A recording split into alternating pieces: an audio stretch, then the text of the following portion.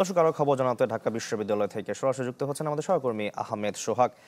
সোহাগ, সেখানকার সবশেষ কি খবর আছে আপনার কাছে, জানাবেন।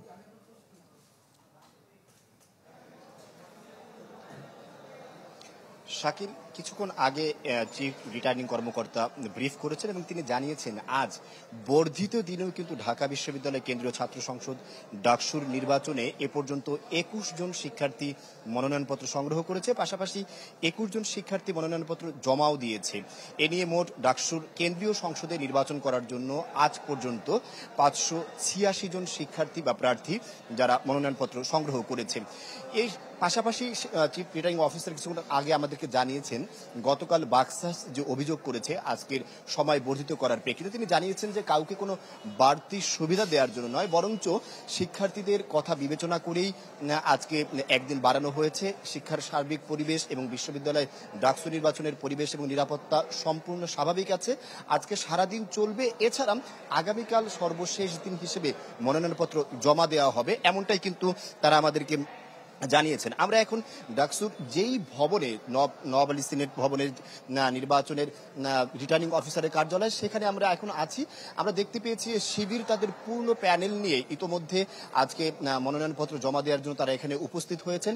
এর পাশাপাশি প্রায় আরও কয়েকটা সংগঠন, বিশেষ করে বাম জোট, তারা একটি বৈঠকে বসেছে তারা আজকে মনোনয়নপত্র দিবে কিনা, কারণ কতগুলো সংগঠন এখনও তাদের ভিপি এবং জিএস পদে যারা আছেন তাদেরকে সরাসরি নির্বাচিত করতে পারেননি। তবে যেহেতু শিবির তাদের পূর্ণাঙ্গ প্যানেল নির্বাচন করে ফেলেছে, সুতরাং সেই ক্ষেত্রে আজকে তারা মনোনয়নপত্র জমা দেওয়ার জন্য এখানে উপস্থিত হয়ে গেছে। এছাড়াও আমরা দেখেছি এই ভবনে কিছুক্ষণ পরপরই কিন্তু শিক্ষার্থীরা, প্রার্থীরা যারা ছিলেন তারা আসছেন, মনোনয়নপত্র দিচ্ছেন। আর পারিপার্শ্বিক অবস্থা এবং নির্বাচনের অনুকূল পরিবেশ এখনো বজায় আছেন বলে চিফ রিটার্নিং কর্মকর্তা আমাদেরকে জানিয়েছেন। শাকিল।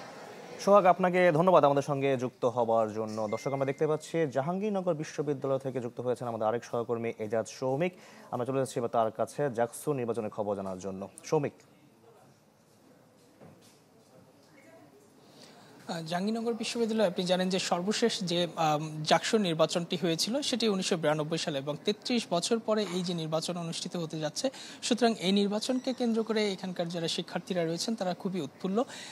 তবে নির্বাচন কমিশন যে প্রক্রিয়ায় বা যেভাবে তফসিল ঘোষণা করেছে তাতে তারা কিছুটা অস্বস্তি প্রকাশ করেছেন। সেক্ষেত্রে তারা বলছেন যে মনোনয়নপত্র জমা এবং সংগ্রহ এবং জমাদানের জন্য ২ দিন সময় দিয়েছিল, এবং শিক্ষার্থীরা দাবি করেছিল যে আরও একদিন বাড়ানো হোক, সেই হিসেবে একদিন বাড়ানো হয়েছে। কিন্তু মূল যে সমস্যা সেটি হচ্ছে যে মনোনয়নপত্র জমা দেওয়ার ক্ষেত্রে তাদেরকে হল এবং বিশ্ববিদ্যালয়ের যতগুলো বকেয়া রয়েছে সেগুলো পরিশোধ করতে হবে, এবং পরিশোধ করতে অবশ্যই সেটি রসিদ তাদেরকে দেখাতে হবে। এবং এটি আমরা জানি যে বিশ্ববিদ্যালয়ে কিছু আমলাতান্ত্রিক জটিলতা রয়েছে, এবং বিভিন্ন এক হল থেকে আরেক জায়গায় রেজিস্ট্রার ভবনে যাওয়া, নানা জায়গায় যে এই আমলাতান্ত্রিক জটিলতার মধ্য দিয়ে তাদেরকে এই পরিশোধের রসিদগুলো সংগ্রহ করতে হয়। সুতরাং এই জটিলতা যাতে নির্বাচন কমিশন নিরসন করে সেই দাবি তারা করেছেন। এবং একই সঙ্গে যে ভোটার তালিকা যে খসড়াটি করা হয়েছে তার চূড়ান্ত এখনো করা হয়নি, যদিও তফসিল অনুযায়ী এখনো সময় রয়েছে। সেই তফসিল অনুযায়ী নির্ধারিত সময়ে চূড়ান্ত ভোটার তালিকা যাতে প্রকাশ করে সেই দাবি তারা জানিয়েছেন। এবং এইখান যেহেতু ছাত্র দলের কিছু অভ্যন্তরীণ সমস্যা রয়েছে, সুতরাং তারা এবং আজকে শিবিরেরও বেশ কয়েকজন তারা মনোনয়নপত্র সংগ্রহ করেছে, বাংলাদেশ গণতান্ত্রিক ছাত্র সংসদ তারাও সংগ্রহ করেছে। এবং বলা যায় যে দুপুরের পর থেকে এখানে মনোনয়নপত্র সংগ্রহের যে আধিক্য বা যারা আসবেন তাদের সংখ্যাটা আরো বেশি হবে। সৌমিক, আপনাকেও ধন্যবাদ আমাদের সঙ্গে যুক্ত হওয়ার জন্য। দর্শক, এজাজ সৌমিক যুক্ত হয়েছিলেন আমাদের সঙ্গে জাহাঙ্গীরনগর বিশ্ববিদ্যালয় থেকে।